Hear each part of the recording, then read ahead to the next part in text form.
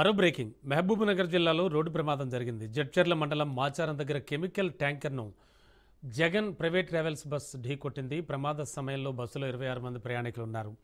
హైడ్రోక్లోరిన్ acid లోడ్తో వెళుతున్న ఈ ట్యాంకర్ను వెనక నుంచి వచ్చి బస్సు ఢీకొట్టింది. ట్యాంకర్ నుంచి కెమికల్ లీకే భారీగా పొగ వెలువడింది. దీంతో ప్రయాణికులు తీవ్ర భయాందోళనకు గురయ్యారు.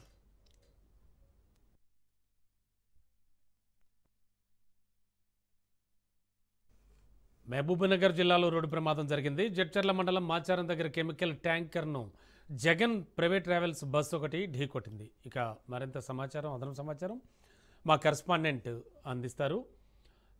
సాగర్, అంటే ఓవరాల్గా చూస్తే కనుక బస్సు డ్రైవర్ది బస్దే తప్పిదం అనుకోవచ్చా?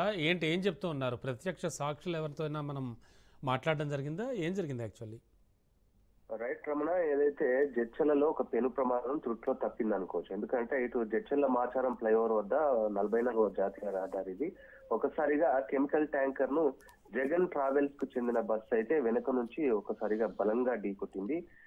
అయితే ఈ బస్సు చిత్తూరు నుంచి హైదరాబాద్ వైపు 26 మంది ప్రయాణికులతో అయితే వెళ్తున్నట్టుగా కూడా తెలుస్తుంది. ఒకసారిగా బస్సు వేగంగా వస్తుండగా ముందుగా ఉన్న ఏదైతే క్లోరిడ్ యాసిడ్ లోడ్ తో వెళ్తున్న ట్యాంకర్ అయితే ఈ బస్సు వెనుక నుంచి అయితే ఢీకొట్టినట్టుగా కూడా తెలుస్తుంది.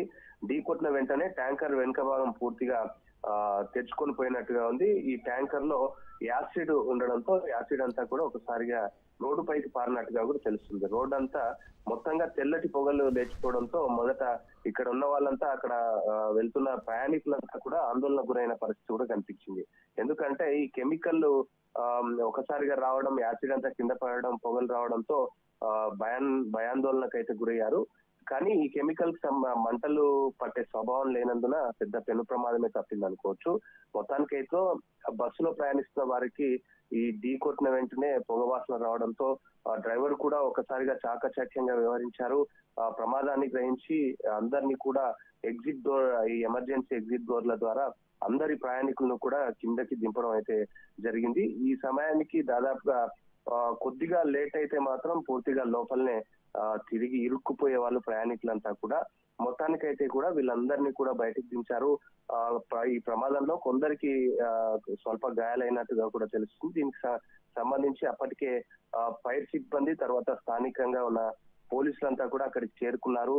హుటాహుటిన వాళ్ళందరినీ కూడా కొంతమంది ఆసుపత్రికి తరలించారు. మిగతా వాళ్ళని వేరే వెహికల్ అరేంజ్ చేసి వాళ్ళ గమ్యస్థానానికి పంపించినట్టుగా కూడా తెలుస్తుంది. ఈ ఫైర్ సిబ్బంది కూడా ఈ యాసిడ్ నుంచి వచ్చే పొగలనంతా కూడా ఒకసారిగా అదుపులోకి తీసుకొచ్చారు. మొత్తానికి అయితే కూడా పూర్తిగా ఇటు ఉమ్మడి మహబూబ్నగర్ జిల్లా వ్యాప్తంగా కూడా గత 3-4 నెలల వ్యవధిలోనే ఈ బస్సులకు సంబంధించి, ట్రావెల్ బస్సులకు సంబంధించి పూర్తిగా ఇటువంటి ఘటనలు పునరావృతం అవుతూనే ఉన్నాయి.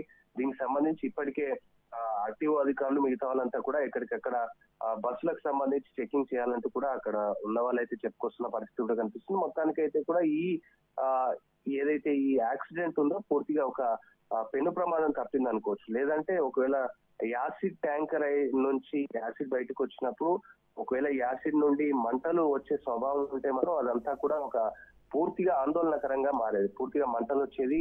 ఆ వెనుకలో ఉన్న ఒకసారిగా కూడా ఆ రోడ్డుపై NH-44 కాబట్టి అదంతా కూడా ట్రాఫిక్ జామ్ తో నిండిపోయింది. వెనుక కూడా మంటలు వచ్చే అవకాశం కనిపిస్తుంది. ఒకసారిగా అదృష్టవశాత్తు ఎక్కడా కూడా ఎలాంటి అవాంఛనీయ సంఘటనలు అయితే చోటు చేసుకోలేదు రమణ. పూర్తిగా ఈ ఘటన జరిగినప్పుడు దాదాపుగా 3 కిలోమీటర్ల మేర అంతా కూడా ట్రాఫిక్ అయితే జామ్ అయినట్టుగా కూడా తెలుస్తుంది.